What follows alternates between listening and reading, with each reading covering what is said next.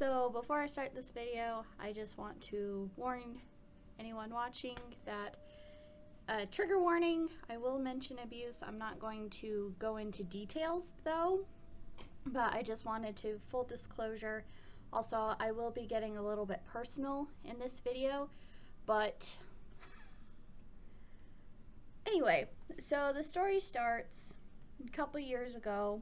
I was working with one of those people who like to go way too personal into their personal life, and she was talking about how she was abused and how her boyfriend was abused, and I recommended going to therapy. And she said words that haunt me to this day. My trials have made me who I am. And the reason this bothers me so much is because I was abused, and my abuse affected me in many ways. I'm only going to cover 3 of them today. So the first is I struggle touching people's stuff, which, isn't normally that big of a deal because, you're not touching people's stuff.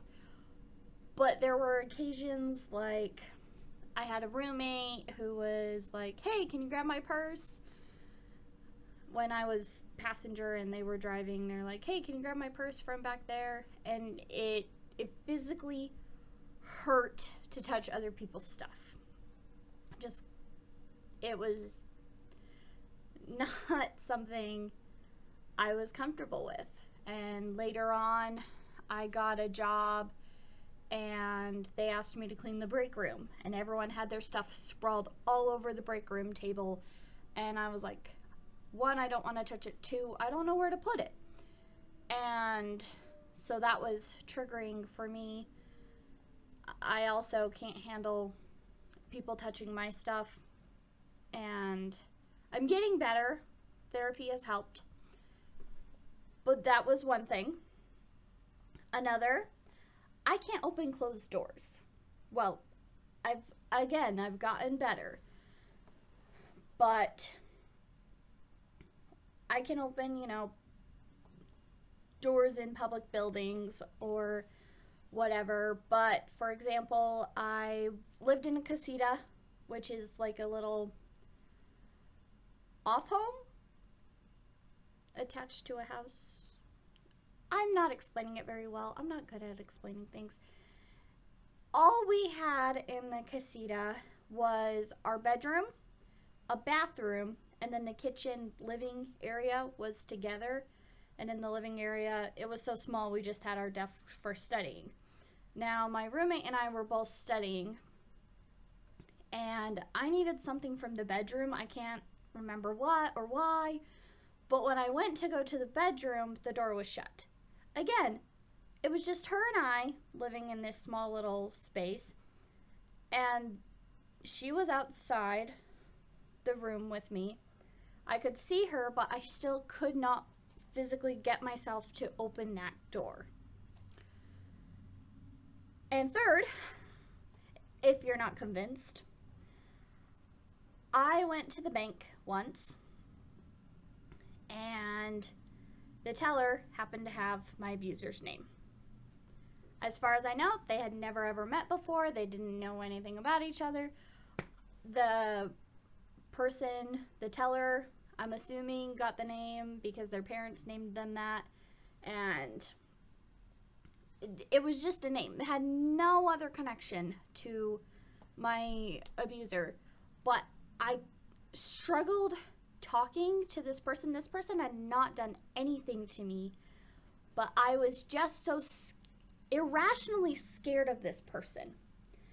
And so when my coworker said that her trials made me who I am, it bothers me because I was incapable of doing anything after what happened with me.